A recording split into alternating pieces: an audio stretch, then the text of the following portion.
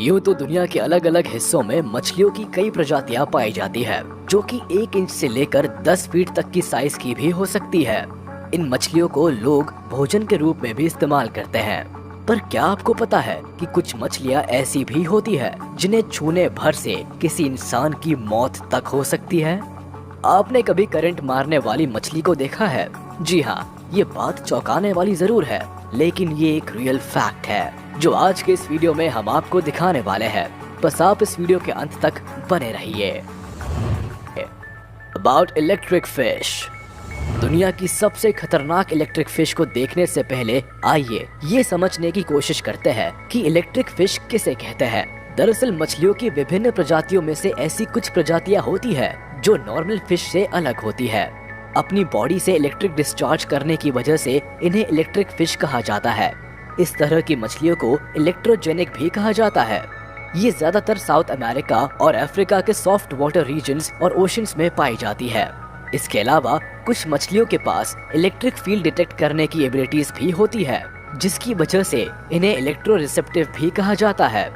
दरअसल इस टाइप की मछलियों में कुछ स्पेशल ऑर्गन्स पाए जाते हैं जिनकी मदद से ये इलेक्ट्रिसिटी को डिस्चार्ज और रिसीव कर पाती है। The electric organ discharge EOD। जिस ऑर्गन की मदद से ये मछलियाँ इलेक्ट्रिक फील्ड को डिटेक्ट कर पाती है, ये एक स्पेशल स्ट्रक्चर होता है जिसे इलेक्ट्रिक ऑर्गन कहा जाता है, जो कि सभी इलेक्ट्रिक फिश में होता है। ये स्ट्रक्चर उनकी बॉडी से अलग अलग हिस्सों में पाया जाता है, जो उनके मॉडिफाइड नर्व सेल या मसल से बना होता है। इन मछलियों में ज्यादातर EOD इनकी टेल्स में मौजूद होता है, जो कि खतरे के वक्त या अपने शिकार पर हमला करने के लिए यूज किए जाते हैं। अब जरा इस बात पर भी गौर कर लेते हैं कि इलेक्ट्रिक फिश अपनी इस एबिलिटीज का इस्तेमाल किस काम के लिए करती है और इससे इन्हें क्या लाभ होता है, या अगर इनके पास ये एबिलिटीज नहीं होती तो क्या होता। ऐसे तमाम फैक्ट्स हम आगे आपके साथ शेयर करेंगे। साथ ही में ये भी देखेंगे कि आखिर कौन कौन सी ऐसी मछलियां हैं जिनके पास ये स्पेशल कैपेबिलिटीज होती है। Hunting prey. दुनिया के सभी वाइल्ड क्रीचर्स को भोजन के लिए खुद ही स्ट्रगल करना होता है, चाहे वो जंगल का शिकारी जानवर शेर हो या एनाकोंडा हो या क्रोकोडाइल हो। सभी शिकार के लिए कई तरह की हंटिंग स्किल्स को डेवलप करते हैं। ठीक वैसे ही इलेक्ट्रिक फिश भी अपनी इस एबिलिटी का इस्तेमाल शिकार के लिए करती है। Self defence. वाइल्ड एनिमल्स के लिए भोजन जितना जरूरी होता है, उतना ही उन्हें अपनी जान बचाने की भी जरूरत होती है। ऐसे में शिकारी जानवरों से बचने के लिए उन्हें काफी स्ट्रगल भी करना पड़ता है। ठीक वैसे ही फिश को भी पानी में दुश्मनों से बचने के लिए सेल्फ डिफेंस की जरूरत होती है, जिसमें इलेक्ट्रिक फिश के लिए उनकी ये एबिलिटी काफी ज्यादा मदद करती है।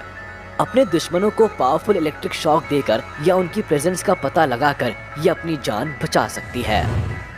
Electro communication. इसके अलावा इन मछलियों में पाई जाने वाली ये एबिलिटी इन्हें कम्युनिकेट करने में भी मदद करती है। इलेक्ट्रिक फिश इसे एक दूसरे के साथ या अपने शिकार के साथ कम्युनिकेट करने के लिए एक मीडियम के तौर पर इस्तेमाल करती है।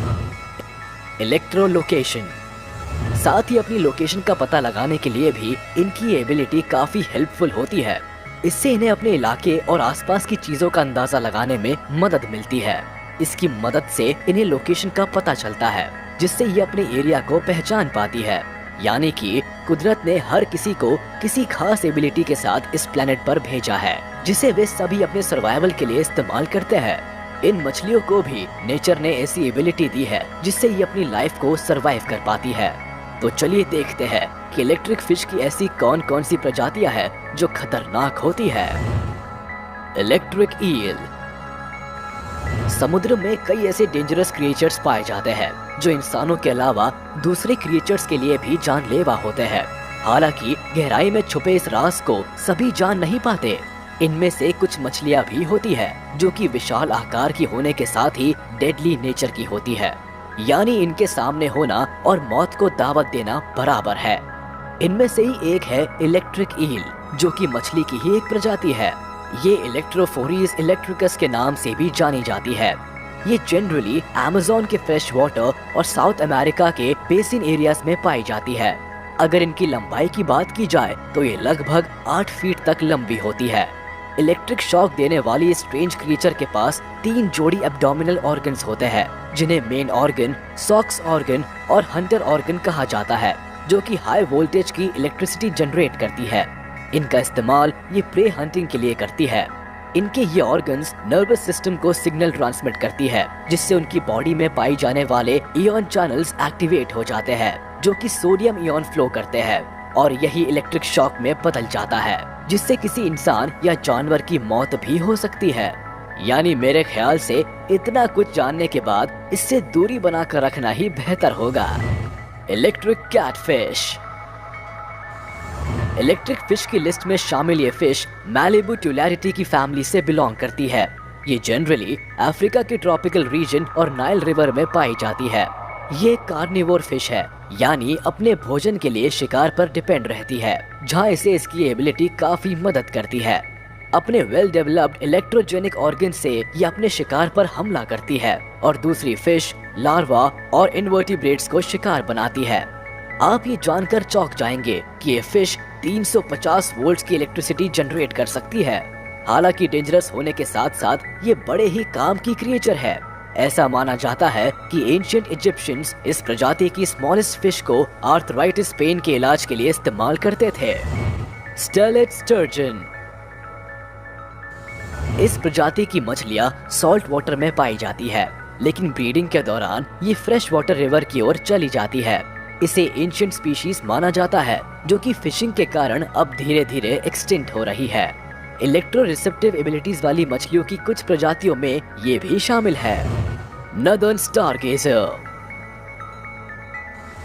इस लिस्ट में अगला नाम नदर्न स्टारगेजर का है, जो कि डेडली इलेक्ट्रिसिटी जनरेटिंग फिश है। इसे एस्ट्रोस्कोपस ग्यूटिडियस के नाम से भी जाना जाता है। ये ज्यादातर यूनाइटेड स्टेट्स के ईस्टर्न शोर्स और न्यूयॉर्क और नॉर्थ कैरोलिना में पाई जाती है, जो कि पानी में काफी गहराई में रहती है। ये अपने आप को बालू के नीचे छिपा कर रखती है और अपने मुंह को बाहर की ओर रखती है, जिससे शिकार को आसानी से पकड़ सके। ये पानी के नीचे रहकर छोटी मछलियों का शिकार करती है। इंटरेस्टिंग बात यह है कि ये इलेक्ट्रिसिटी जनरेट कर सकती है, जो कि दूसरी इलेक्ट्रिक फिश के मुकाबले काफी वीक होता है। ये लगभग 50 वोल्ट तक ही इलेक्ट्रिक शॉक जनरेट कर सकती है। साथ ही इससे अपना सेल्फ डिफेंस भी करती है। ये दिखने में काफी स्ट्रेंज लगती है। इसके ब्राउन बॉडी पर व्हाइट स्पॉट्स पाए जाते हैं, जो कि इन्हें कोस्टल वाटर में कैमोफ्लेज करने में मदद करते हैं। ये अपने शिकार को काफी अनोखे तरह से कैच कर सकती है। यूँ तो ये साइज में छोटी ही होती है, लेकिन कई बार 8 से 20 इंच तक लंबी होती है। यानी मीडियम साइज की ये फिश पॉइजनस और खतरनाक होती है, लेकिन इसे इंसानों से सबसे ज्यादा खतरा रहता है। Electric race.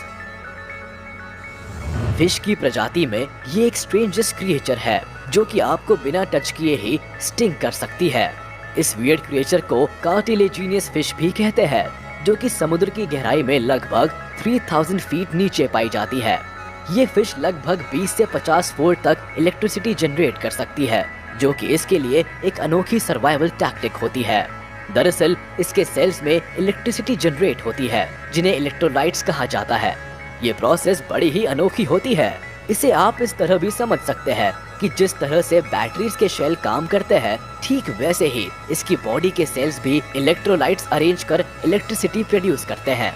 ऐसा माना जाता है कि इन इलेक्ट्रिक रेस का इस्तेमाल पहले सर्जरी और चाइल्ड बर्थ पेन रिलीफ के लिए किया जाता था।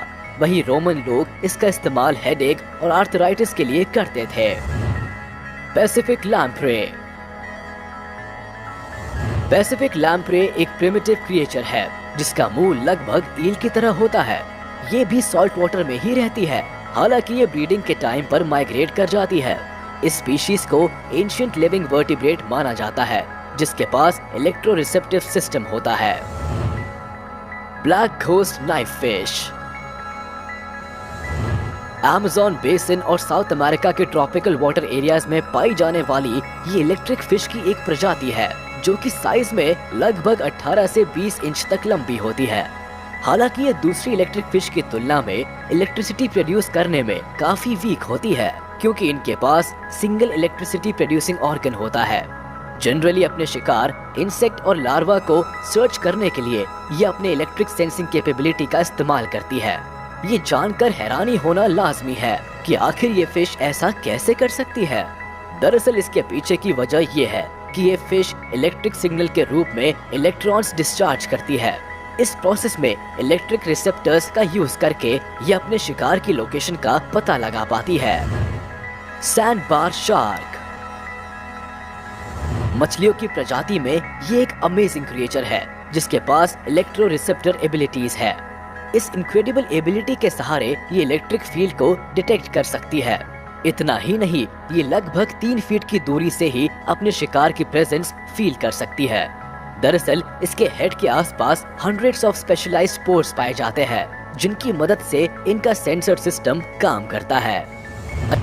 अगर आपको ये वीडियो पसंद आई हो तो इसे लाइक, कमेंट, शेयर जरूर करें।